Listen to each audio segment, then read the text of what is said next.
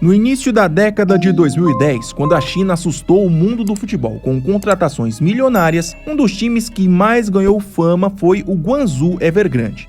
Conhecida por seus investimentos significativos, essa equipe literalmente dominou o futebol chinês, se consolidou como uma potência continental e, de quebra, despontou para alguns como uma força emergente do futebol mundial. Havia realmente uma enorme expectativa sobre esse time. Entretanto, fato é que depois desse período de gastança e sucesso, hoje aquele poderoso Guangzhou Evergrande não existe mais. O time nem joga mais a primeira divisão e vem enfrentando nos últimos anos uma verdadeira batalha para continuar vivo. No vídeo de hoje, vamos contar a história do Guangzhou e, de maneira resumida, tentar explicar a atual crise da equipe. Confere só!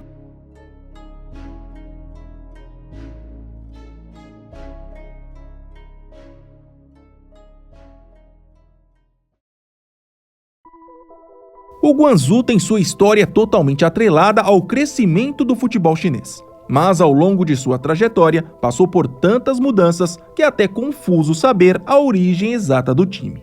O Guangzhou foi fundado em 1954. A princípio, apesar de ter trocado de nome algumas vezes, era um time ligado ao departamento de esportes da cidade de Guangzhou. Passou praticamente os seus primeiros 30 anos de história participando de algumas competições equivalente a divisões de acesso. Até revelou alguns nomes para a seleção chinesa, mas tinha pouca expressão nacional. Já no início da década de 90, quando a Associação Chinesa de Futebol começou a profissionalizar o esporte no país, o Guangzhou teve sua trajetória totalmente alterada.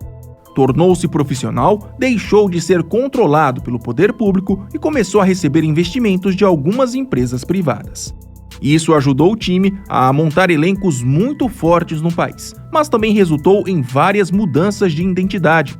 Para você ter uma ideia, entre 1993 e 2009, o time mudou de nome e identidade visual 5 vezes. De todas essas mudanças, só a versão Guangzhou Apollo foi a, entre aspas, mais vitoriosa.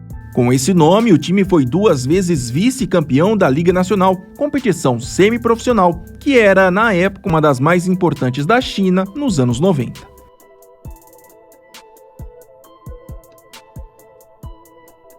Em fevereiro de 2010, quando se preparava para sua 3ª temporada consecutiva na elite do futebol chinês, um escândalo abalou para sempre a história do Guangzhou.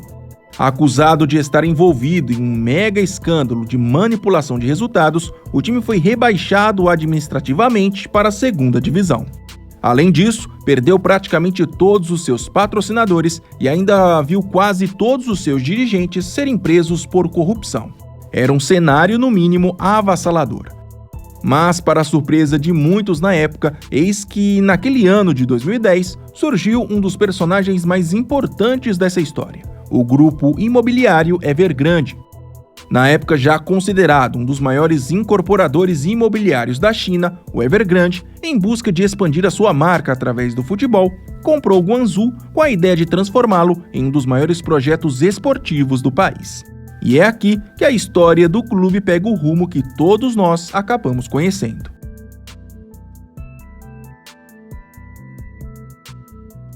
Rebatizado de Guangzhou Evergrande, esse novo rico do futebol não demorou muito para se consolidar como uma potência nacional.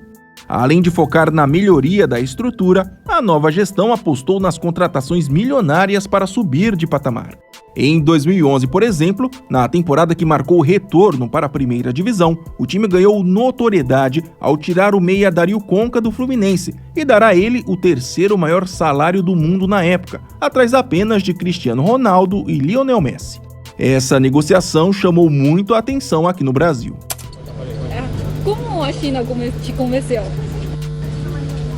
O projeto, a gente sabe que economicamente para mim foi muito importante e espero eu retribuir a confiança que eles depositaram em mim. Na sequência, outros nomes conhecidos também chegaram ao clube por quantias milionárias. Jackson Martinez, Paulinho, Elkson, Ricardo Goulart, Robinho, Gilardino, Lucas Barrios, Marcelo Lippe, Luiz Felipe Scolari e Fábio Cannavaro foram apenas algumas das estrelas contratadas pelo Guangzhou ao longo do seu auge financeiro. Estima-se que mais de 300 milhões de dólares foram gastos só em valores de transferências. Outras centenas de milhões ficaram para salários e estrutura do clube. Vale destacar que em 2012, no segundo ano da gestão, o Evergrande gastou mais de 160 milhões de dólares para construir um dos maiores centros de treinamento do mundo.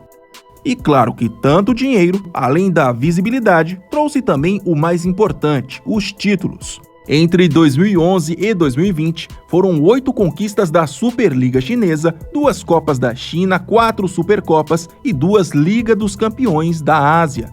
Ou seja, o Guangzhou Evergrande era um dos times de maior ascensão mundial.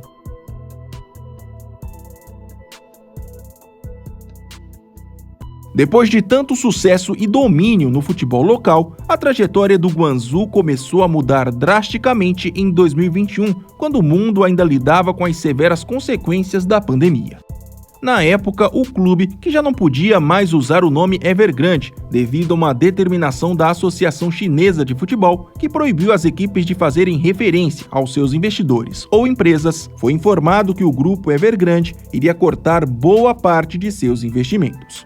Após assumir quase 1.500 projetos espalhados por toda a China, o grupo Evergrande alcançou uma dívida de mais de 300 bilhões de dólares com empréstimos. Logo, por ser um dos gastos com menos retorno financeiro, o Guangzhou foi então escolhido para encabeçar a lista de cortes. Vale ressaltar que nessa altura o grupo Evergrande já não era mais o dono de 100% das ações do time de futebol. Um pouco mais de 30% havia sido vendido em 2014 para o grupo Alibaba. Mas, mesmo assim, a incorporadora imobiliária continuava sendo o principal investidor. Bom, como já era possível imaginar, a restrição orçamentária levou o Guangzhou a ter dificuldades para contratar novos jogadores e de manter os existentes. Atrasos de salário passaram a ser corriqueiros. Até o projeto para a construção do seu próprio estádio, que já havia avançado por 2 anos, precisou ser cancelado. Ele teria a capacidade para 100 mil torcedores. O time que antes era a principal potência do país virou apenas um personagem pouco competitivo. Dessa forma, ao final da temporada de 2022, depois de 11 anos consecutivos na elite, o Guangzhou foi matematicamente rebaixado para a 2ª Divisão Nacional. Hoje, o Guangzhou ainda segue nessa divisão de acesso. Até faz uma boa campanha na atual temporada. É o atual 3º colocado com 39 pontos em 22 jogos. O atual elenco tem apenas 3 estrangeiros, 2 colombianos e 1 lituano. No mais, são jogadores chineses bem jovens. Para se ter uma ideia, a idade média hoje do Guangzhou é de apenas 21 anos. Uma realidade bem diferente para um passado recente, mas que pode representar um sinal de esperança para um futuro próximo para os torcedores. E se você gostou do vídeo e ainda não é um inscrito, por favor, se inscreva no Gol de Canela. Até mais!